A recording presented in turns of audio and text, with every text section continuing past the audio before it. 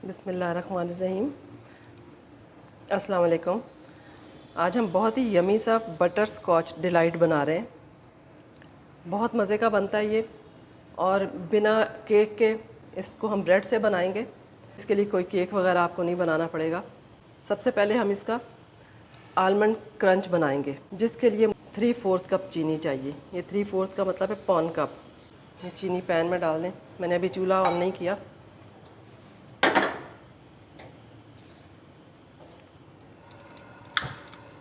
ये अभी मैंने चूल्हा जलाया है और इसकी आंच हल्की कर दें। इसको बिल्कुल हिलाना नहीं है, ये खुद ही मेल्ट होगी चीनी।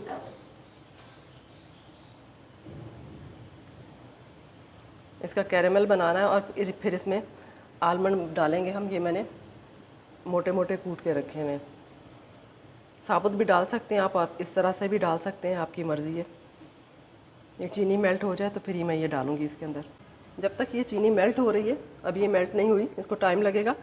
हम इस तरफ बटर स्कॉच बना लेते हैं। ये भी चीनी से ही बनेगा और चीनी को भी मेल्ट करना पड़ेगा। ये 1/2 कप चीनी मैंने ली है। ये भी पैन में डाल दें और हल्की आंच पे इसको भी छोड़ दें। ये मेल्ट होगी तो इसमें हम क्रीम डालेंगे। ये टेट्रा पैक क्रीम जो है आती है, वो 1/2 कप डालेंगे इसके अंदर जब ये मेल्ट हो जाएगी। ये देखिए हल्की हल्की मेल्ट हो रही है। अभी इसको बिल्कुल इसमें चम्मच नहीं चलाना। ये देखें यहाँ से मेल्ट हो गई है। अब इसको मैं मिक्स कर लूँगी ताकि इक्वल हो जाए। इसको डार्क नहीं करना, बिल्कुल इसका गोल्डन कलर ही रहना चाहिए। इस तरफ ये भी हो रही है हल्की हल्की। बस फ्लेम को बिल्कुल स्लो रखिएगा।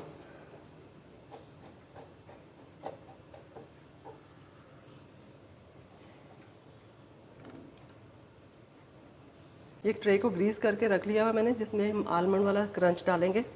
चीनी मेल्ट हो गई थी, इसमें मैंने बादाम डाल दिए।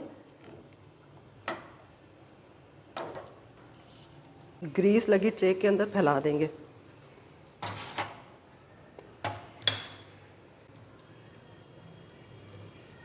और जल्दी से इसको सेट करना है ताकि ये ठंडी होकर जम ना जाए।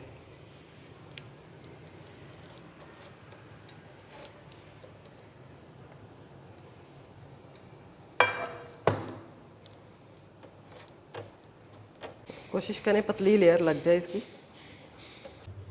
ये ठंडी होकर जम जाएगी, फिर हम इसको तोड़ लेंगे। ये मेल्ट हो गई है चीनी और गोल्डन कलर आ गया इसका भी। 1/2 कप मैंने ये क्रीम डाल के रखी हुई है, ये डाल दें इसके अंदर।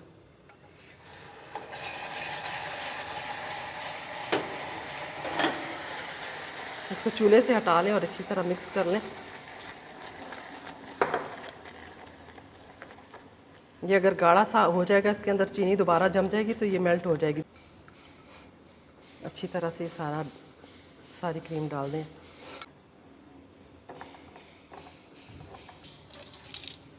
इसमें 1 टीस्पून वनीला एसेंस डाल दें। और अगर आपके पास बटर स्कॉच एसेंस है तो वो भी डाल सकते हैं आप, क्योंकि ये बटर स्कॉच बन रहा है। मेरे पास वो नहीं है तो मैं ये डाल रही हूँ। टीस्पून मक्खन भी डाल दें।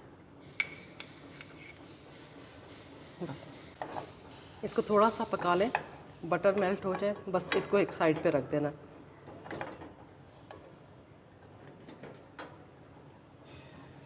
इसको आप छुरी की मदद से इस तरह ट्रे से अलग कर लेंगे। मैंने कर लिया, आराम से हो जाएगी क्योंकि ग्रीस की होगी। फिर इसको इस तरह तोड़ लें छोटे छोटे टुकड़ों में।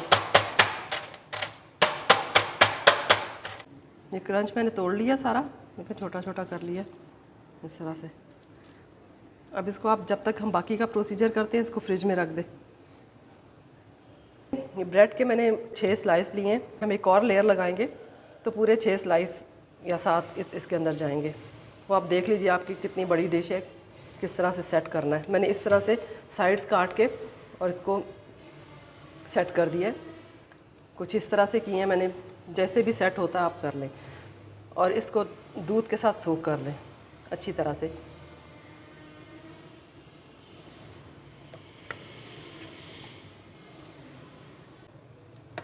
बस अब इसको एक साइड पर रख दें। विपिंग क्रीम है, ये मैंने 1.5 कप के करीब ली है, तो इसको हम बीट कर लेते हैं।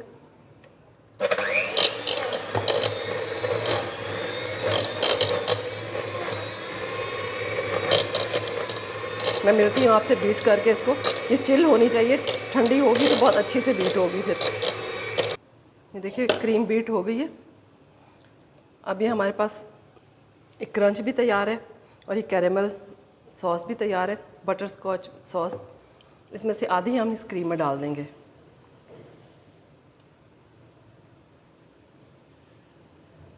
और इसको अच्छी तरह से मिक्स कर लेंगे।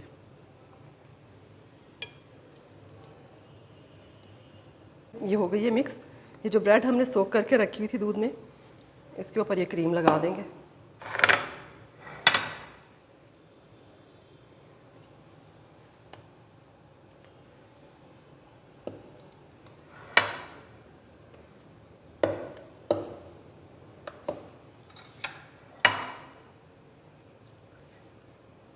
किसी नाइफ़ की मदद से इस तरह से या किसी भी चीज़ की मदद से आप इस तरह इसको ब्रेड पे अच्छी तरह से फैला लें।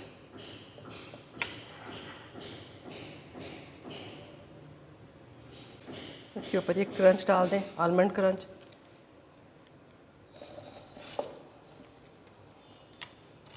अगर आप ये ज़्यादा पसंद करते हैं तो आप ज़्यादा डाल लें। इसी तरह से अब फिर दोबारा से ब्रेड के स्लाइस रख देंगे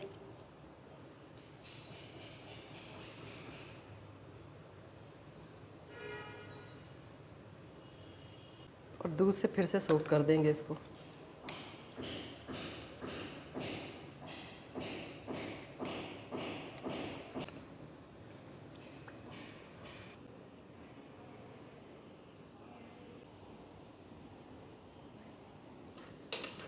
मैंने इसको स्मूथ कर लिया है क्रीम डाल के अच्छी तरह से।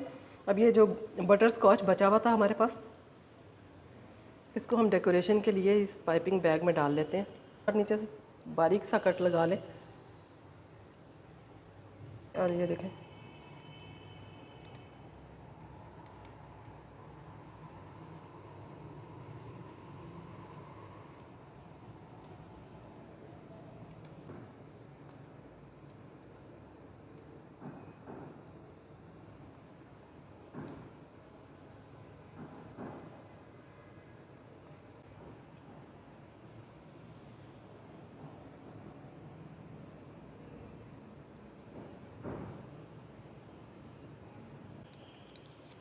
इसके अलावा आप जिस तरह की भी डेकोरेशन करना चाहते हैं आप कर सकते हैं।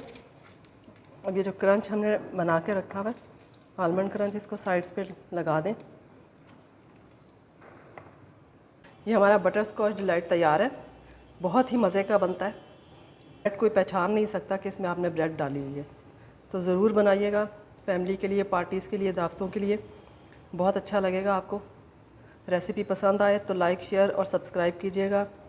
मिलते हैं नई रेसिपी के साथ। अल्लाह हाफ़िज़।